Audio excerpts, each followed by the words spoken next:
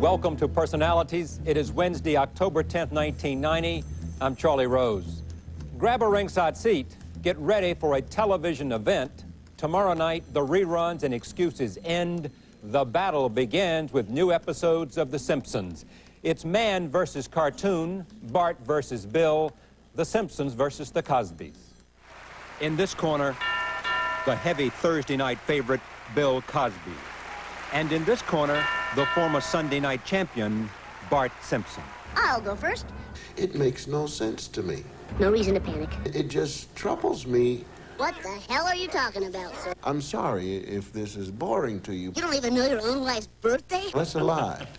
That's an absolute lie. Well, come on. We gotta do something, man. I wouldn't want to own that network. What are we gonna do, hang ourselves? Just trying to be optimistic about what happens. None of us thinks we're going to beat the Cosby Show. No reason to panic. Whether the Simpsons win or lose tomorrow night, they've already made television history. Janet Zappala has our cover story, The Man Who Created Bart. Who would have dreamed a cartoon would be such a primetime hit? Yeah, most have it, most speaking. Is Jacques there? Who? Jacques. Last name Strap. Hold on. Jacques Straff. Hey, guys, I'm looking for a Jacques Straff. It has been my dream since I was a kid, yes, to work on an animated primetime TV show. It's a strange fantasy to have. And I was actually surprised that no one else did it.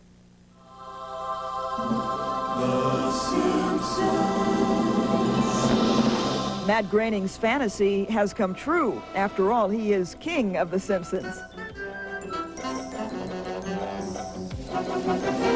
It's Groening who created America's favorite bug-eyed mutant family.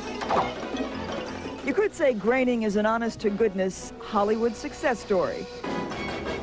20 years ago, he'd never have believed it, but his hometown of Portland, Oregon, has put up a monument in Groening's honor. Oh, wow, man. Groening, in fact, admits that his childhood here inspired many episodes of The Simpsons. There's a little bit of my life in The Simpsons. I think there's a little bit of everybody's life. We try to do very closely observed behavior on the show, and you know, stuff that will make some of the people I grew up with cringe when they see it. What are you doing back there? We're playing What's That Odor? Dad's feet? Bart! You win, Bart. Lisa!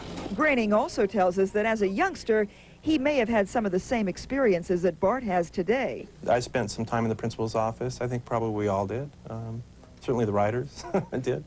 Groening, needless to say, has come a long way since his days in the principal's office, but it didn't happen for him overnight. Armed with a few magic markers and some very high hopes, a young Matt Groening moved to Los Angeles in 1977. Here he began a kind of underground comic strip called Life in Hell.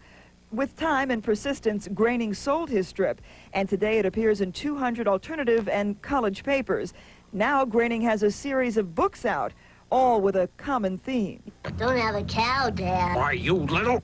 Groening got his big break on another Fox television show. His cartoon family made cameo appearances on The Tracy Ullman Show. You little hoodlum. I didn't do it. Nobody saw me do it. There's no way they can prove anything.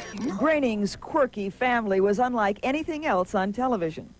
The thing with The Simpsons is that they do outrageous, insensitive things to each other, but they don't anticipate their cruelties and their meanness. Where's your sense of humor, man? We enjoy watching The Simpsons every week because it's such a clever show.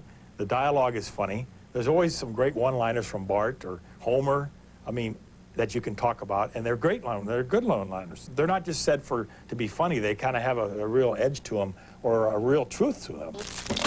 The head honcho of The Simpsons is Homer, a guy coincidentally named for Matt Groening's own father. Beauty, isn't she? In a rare on-camera interview, Dan Castellaneta, the voice of Homer Simpson, speaks out about his creator and friend, Matt Groening. I think that the thing about it in his humor is that he hits upon the little tragedies that we all avoid. We sort of overlook or gloss over and are afraid to come to grips with. Yeah, right, pal. What's wrong with him? You always say we should talk. I'm talking right now, as a matter of fact. But I'm going to stop in a second, so please say something back, Marge, please. I guess it's sort of like in comedy or whatever, it's like saying what everybody's thinking. It's just that he's the first guy to say it. This is what psychologists call overcompensation. Mom is racked with guilt because her marriage is failing. Matt's blatant style of humor has earned him critical praise and has helped make Fox a real contender in the ratings game. Groening's dream come true has been more than a television success. His program has spawned an unbelievable merchandising blitz. We're making out like bandits. It makes me laugh to see these grotesque cartoon characters selling everything from T-shirts to car air freshener. I like the absurdity of it all. And I always wanted to have my own bendable figurine of one of my cartoon characters, and I got him. I get to play with him when no one's looking. Matt Groening, he certainly hasn't forgotten what it's like to be a kid. Who's up for a little cram session? But you've got to wonder what Matt's cartoon kid Bart thinks of his real-life creator and dad. Don't make me say it. I know the answer, you know the answer, he knows the answer. Let's just drop it, okay?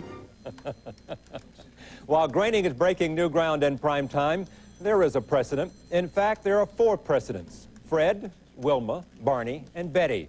The Flintstones were a primetime hit for ABC back in the 60s. One final note, in what might be called the preseason, Cosby has trounced Bart and Company reruns since the move a few weeks ago.